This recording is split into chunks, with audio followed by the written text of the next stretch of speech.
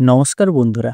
৪ই November থেকে সারা রাজ্যে SIR শুরু হওয়ার পর এখন শুধু একটাই আলোচনা, কে ভোটার লিস্টে নাম পাবে আর কার নাম খসড়া তালিকা থেকে বাদ পড়বে।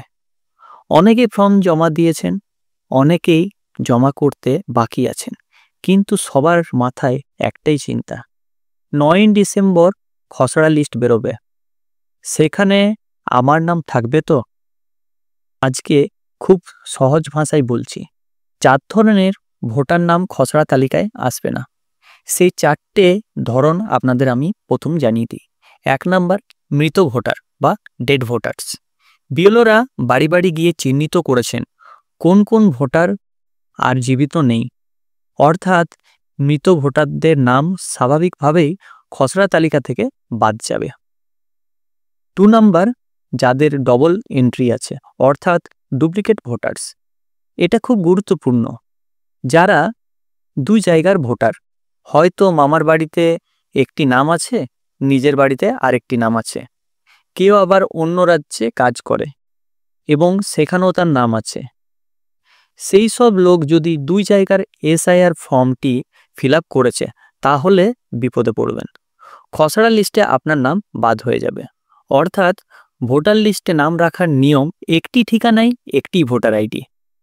তাহলে যে যেখানে থাকেন শুধু সেইখানকার ফর্ম জমা করুন। 3 নাম্বার, যাদের ফর্ম দিতে গিয়ে পাওয়া যায়নি, অর্থাৎ যদিও তারা জীবিত ভোটারও আছেন, কিন্তু বিএলও যখন বাড়ি গিয়েছে কাউকে পায়নি, আর কেউ ফর্ম রিসিভ করেনি, ফিল আপও করেনি, তাদের নামও কিন্তু খসড়া তালিকা থেকে বাদ যাবে। তবে আপনারা চিন্তা করবেন না, যদি বাইরে থাকেন তাহলে পরিবারের যে কোনো সাবালক সদস্য ফর্ম নিয়ে সই করে জমা করতে পারে। সম্পর্ক লিখলেই সেই ফর্ম গ্রহণ করা হবে। যদি কেউ ফর্ম না নিয়ে থাকে বা জমা না করেন, তাহলে নাম তার উঠবে না। 4 নাম্বার পয়েন্ট, যাদের ম্যাপিংয়ে নাম নেই, অর্থাৎ নো ফ্যামিলি ম্যাপিং। অনেকেই ফর্মের ডান দিকে নিচের দিকে আত্মীয়র বিবরণ অংশে পরিবারের নাম লিখেছেন, কিন্তু সমস্যা হলো যার নাম আপনি লিখেছেন যদি সেই ব্যক্তির নাম ওই বুথের ফ্যামিলি ম্যাপিং লিস্টে না থাকে, অর্থাৎ আপনার নাম খসড়া তালিকা থেকে বাদ যাবে এবং আপনাকে হিয়ারিংয়ে ডাকা হবে ফোন অথবা নোটিশ দিয়ে।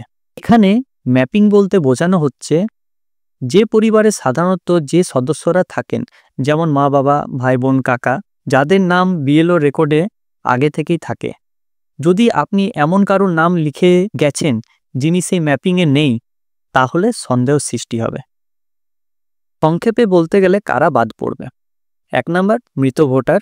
2 নাম্বার, ডবল ভোটার, যারা 2 জায়গার ভোটার।